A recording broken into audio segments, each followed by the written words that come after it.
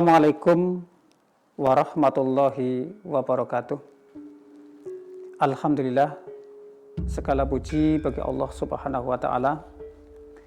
Sholawat dan salam semoga tetap terlimpah atas junjungan kita Nabi besar Muhammad Sallallahu Alaihi Wasallam beserta keluarga, para sahabat dan orang-orang yang mengikuti jejak beliau. Salam sejahtera untuk kita semuanya. Selamat datang di mata kuliah Cirebon Studies. Saya Basiran SAGMA, dosen Universitas Islam Negeri Cyber Syekh Nurjati Cirebon, yang akan mendampingi saudara selama 1 semester ke depan dalam mata kuliah Cirebon Studies. Mata kuliah Cirebon Studies adalah merupakan mata kuliah wajib lintas jurusan yang mempelajari Cirebon sebagai entitas lokal dalam perspektif keilmuan interdisipliner. Materi ini mencakup pertama sejarah kerajaan dan Wali Songo, tradisi dan budaya lokal, bahasa dan sastra, sistem pemerintahan, transformasi ekonomi dan sosial, dan digitalisasi pariwisata. Pembelajaran ini dirancang agar mahasiswa tidak hanya mengetahui tetapi juga menganalisis dan mengembangkan pengetahuan lokal menjadi sumber pembelajaran, penelitian, dan pengabdian masyarakat.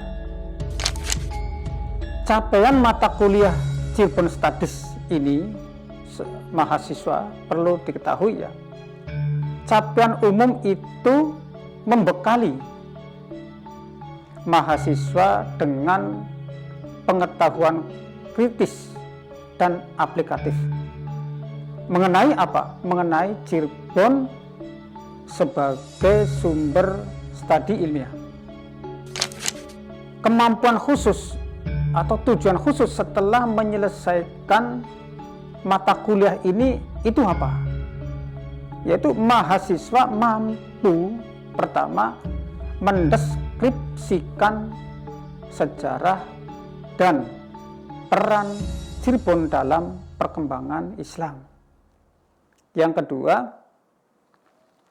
menganalisis budaya, tradisi, dan kehidupan sosial masyarakat. Mengintegrasikan nilai lokal dalam pembelajaran dan riset. Menunjukkan sikap religius, nasional, dan terbuka terhadap transformasi budaya. Kontrak kerja dalam pembelajaran MK Cirebon Studies ini, model pembelajarannya itu seperti apa? Jadi saudara harus tahu dan paham ya, bahwa model pembelajaran adalah direct instruction. Artinya apa? Pengantar dan materi dasar. Yang kedua, contextual teaching and learning, yaitu mengaitkan dengan prodi masing-masing, karena ini materi MK interdisipliner. Yang ketiga apa? Experiential learning, observasi lapangan dan refleksi. Yang keempat, interdisciplinary learning, berbasis prodi lintas fakultas. Metode pembelajaran dalam materi Cirebon Studies ini yaitu metode ceramah interaktif. Kedua, diskusi sinkronus dan asinkronus. Ketiga, studi kasus dan observasi lapangan. Keempat, refleksi individu atau kelompok. Yang kelima, project based learning. Yang keenam, penilaian autentik. Pada penilaian MK ini ada komponen dan bobot. Komponennya adalah penilaian ya. Penilaian komponennya apa? Aktivitas partisipatif mahasiswa. Bobotnya berapa? 21%. Tugas mata kuliah, nanti saudara bisa mengambil template pada jurnal dan cek plagiat. Jadi tugas makalahnya itu nanti saudara mengambil template pada jurnal, baik jurnal Sinta 5, 4, jurnal Sinta 3, Sinta 2 atau Sinta 1. Silakan sesuai kemampuan masing-masing, mau Sinta berapa. Dan nanti tugas makalah tersebut dicek plagiatnya. Itu 30% bobotnya. Komponen lagi adalah saudara setelah mata kuliah selesai, ya, makalah template sesuai dengan jurnal, saudara registrasi, login dan submit jurnal. Silakan di screenshot tugasnya, diserahkan ke dosen sebagai bukti bahwa saudara pada capaian ini sudah submit jurnal. Nilainya berapa? Nilainya 49%. Kriteria penilaian di dalam mata kuliah Cirebon Studies ini, pertama apa? Ketepatan struktur dan isi. Kedua, kerjasama atau dengan bahasa kolaboratif ya, dengan menggunakan metode participative action research. Ketiga, komunikasi. Jadi di sini dinilai kemampuan komunikasinya seperti apa. Yang keempat, kreativitas. Materi pertemuan di dalam MK Cirebon Studies ini rencana pertemuannya ada 16 kali materi pertemuan dengan menggunakan kata kerja operasional KKO. Ya. Pertemuan pertama fokus materi itu kontrak kuliah dan pengantar materi Cirebon Studies. Kata kerja operasional yang harus saudara kuasai itu apa? Saudara harus mampu mengidentifikasi, menjelaskan. Kodenya apa? C1 dan C2. Pertemuan kedua, fokus materinya apa? Urgensi kajian lokal. Kata kerja operasional di dalam pertemuan kedua yaitu saudara menjelaskan, menghubungkan. Kodenya itu apa? C2 dan C3. Pertemuan ketiga adalah fokus materi sejarah kerajaan Cirebon. Kata kerja operasional itu apa? Menguraikan, menjelaskan, yaitu C2. Yang keempat, pertemuan keempat fokus materinya adalah dinamika sosial politik kerajaan. saudara harus mencari kata kerja operasionalnya pada pertemuan keempat adalah menganalisis, mengkritisi, yaitu C4 dan C5. Pada pertemuan kelima, fokus materinya apa? Yaitu fokus materi peran Wali Songo dan Islamisasi. Kata kerja operasionalnya apa? Menafsirkan, menjelaskan, yaitu C2 dan C2 ya, C2. Pertemuan keenam, materinya adalah tradisi dan budaya Cirebon. Kata kerja operasional yang digunakan di sini adalah apa? Saudara harus mengidentifikasi, mendeskripsikan, yaitu C1 dan C2. Pertemuan ketujuh, saudara nanti ada UTS. Kata kerja operasionalnya apa? Nanti di dalam UTS, saudara harus menganalisis C4. Pertemuan ke-8, fokus materi pada bahasa dan sastra lokal. Kata kerja operasional ya, yaitu menginterpretasi, menjelaskan C3 dan C2. Pada pertemuan ke-9, fokus materi digitalisasi perdagangan. Kata kerja operasionalnya apa? Yaitu saudara harus mencari atau menganalisis, mengevaluasi C4 dan C5. Pertemuan ke-10 itu fokus materi arsitektur lokal. Kata kerja operasionalnya adalah mendeskripsikan, menafsirkan, yaitu berapa? C2 dan C3. Pertemuan ke-11, fokusnya materi itu adalah kepercayaan dan religi.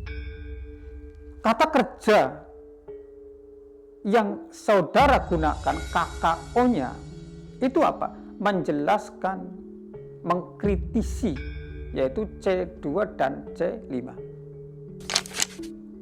Pada pertemuan ke-12 ya, sistem pemerintahan. Dalam pertemuan ke-12 ini KKO-nya itu apa? Yaitu menjelaskan, membandingkan, yaitu C2 dan C4. Pada pertemuan ke-13, fokus materi itu apa? Yaitu seni musik dan seni rupa. Saudara, KKO-nya itu adalah mengidentifikasi, mendeskripsikan C1 dan C2. Pada pertemuan ke-14, fokus materi itu adalah digitalisasi pariwisata. KKO-nya apa? Saudara harus mengevaluasi, merancang, yaitu C5, C6. Pada pertemuan ke-15, fokus materi adalah modernisasi sosial. Kata kerja operasionalnya itu adalah menganalisis C4, menyimpulkan C5. Pertemuan ke-16, fokus materi kita adalah UAS dan proyek, yaitu kata kerja KKO-nya itu apa? Merancang, menyajikan, mempresentasikan. C6.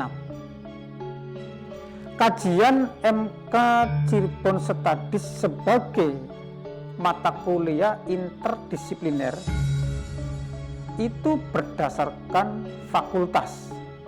Ya. Fakultas Ilmu Tarbiyah dan Keguruan.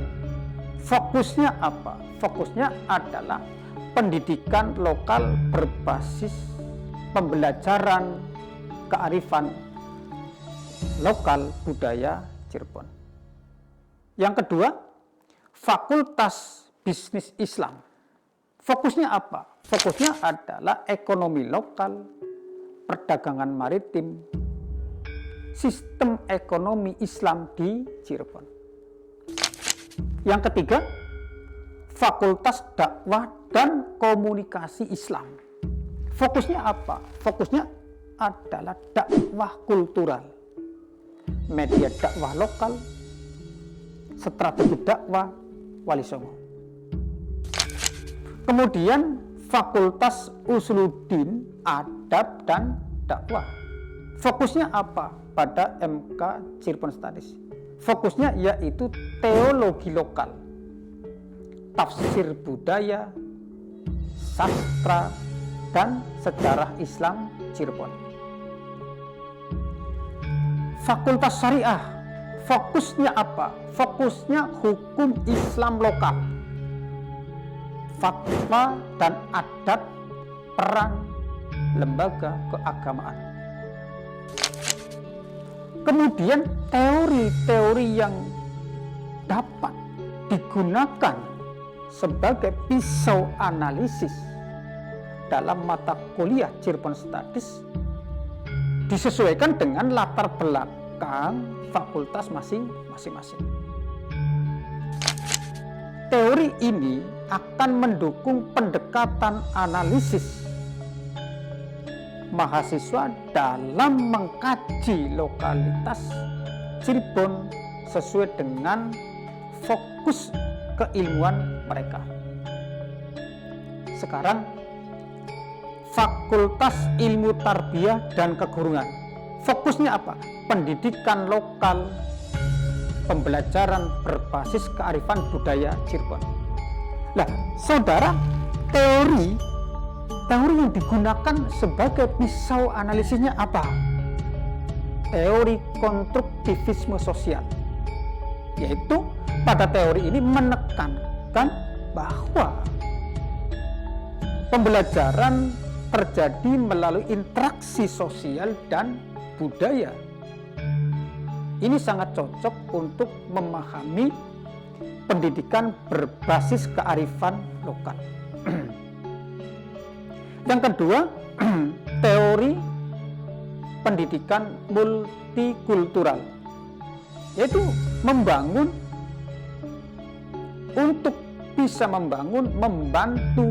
menganalisis nilai-nilai budaya Cirebon dalam konteks pembelajaran yang inklusif dan menghargai keberagamaan. Yang ketiga, teori kultur apa? Yang ketiga itu teori kulturally responsif pedagogi. Teori ini apa? Menekankan pentingnya integritas budaya lokal. Seperti apa? Seperti budaya Cirebon ke dalam proses pembelajaran. Pada Fakultas dan Ekonomi dan Bisnis Islam, fokusnya itu apa? Fokusnya adalah ekonomi lokal, perdagangan maritim, sistem ekonomi Islam di Cirebon. Teori yang digunakan pertama adalah teori ekonomi institusional. Teori ini apa? Teori ini menganalisis bagaimana norma sosial dan budaya serta institusi lokal seperti pasar, pesantren, dagang itu membentuk perilaku ekonomi. Yang kedua apa? teori ekonomi Islam, mengkaji kegiatan ekonomi di Cirebon melalui prinsip-prinsip syariah, zakat, etika, bisnis Islam. Yang ketiga, teori sejarah ekonomi, historical materialism, yaitu menelusuri perkembangan ekonomi maritim di Cirebon dan hubungannya dengan perubahan sosial politik. Yang ketiga, Fakultas Dakwah dan Komunikasi Islam. Fokusnya apa? Fokusnya adalah dakwah kultural, media dakwah lokal, strategi dakwah, wali songo. Nah, teori yang digunakan untuk menganalisisnya itu saudara bisa menggunakan apa? Teori difusi inovasi, yaitu menganalisis bagaimana dakwah Islam menyebar melalui budaya lokal. Yang kedua, teori komunikasi budaya, culture communication, yaitu untuk apa? Untuk memahami komunikasi antar budaya dan dakwah. Yang ketiga, teori dakwah kultural, yaitu berbasis pendekatan dakwah yang menyesuaikan dengan nilai-nilai lokal masyarakat, seperti kesenian dan simbol-simbol ritual. Yang keempat, Fakultas Usuluddin dan Adab. Fokus pada fakultas ini apa? Teologi lokal, tafsir budaya, sastra dan sejarah Islam Cirebon. Nah, teori yang digunakan sebagai pisau analisnya itu apa? Saudara itu harus paham. Saudara itu bisa menggunakan dengan pendekatan teori hermeneutik. Untuk apa? Untuk menafsirkan teks agama atau naskah kuno lokal dalam konteks budaya Cirebon. Yang kedua, teori fenomenologi agama. Untuk apa? Untuk memahami pengalaman religiusitas masyarakat Cirebon. Ketiga adalah teori kritik sastra Islam. Untuk apa? Yaitu menganalisis teks sastra Islam lokal sebagai produk budaya dan spiritualitas. Yang kelima adalah Fakultas Syariah. Pada Fakultas Syariah, fokusnya itu apa? Fokusnya adalah hukum Islam, fatwa dan adab, peran lembaga keagamaan. Nah, saudara sebagai mahasiswa pasti berpikir, teori apa yang bisa digunakan sebagai pisau analisis pada fakultas ini? Saudara bisa menggunakan, pertama, teori hukum Islam sosial, maslahah dan urf. Apa? Mengkaji bagaimana hukum Islam dipraktekkan dengan mempertimbangkan adat lokal. Yang kedua, apa? Yang kedua, teori fikih sosial, yaitu apa? Untuk melihat relevansi fatwa dan kebijakan agama dengan kebutuhan masyarakat Cirebon. Yang ketiga apa? Yaitu teori legal pluralisme. Itu apa? Untuk menganalisis keeksistensian antara hukum adat, hukum Islam, dan hukum di Cirebon. Setelah saudara memahami semua materi tersebut di atas, saudara harus mampu menerapkan kata kerja operasionalnya. Contoh, ya ini akan nanti karena apa? Di dalam pembuatan makalah itu saudara akan menggunakan kata kerja operasional. Di sini akan diberi contoh. Contoh umpamanya, kita akan menggunakan kata kerja operasional untuk objek kajiannya adalah studi tokoh Sunan Gunung Jati.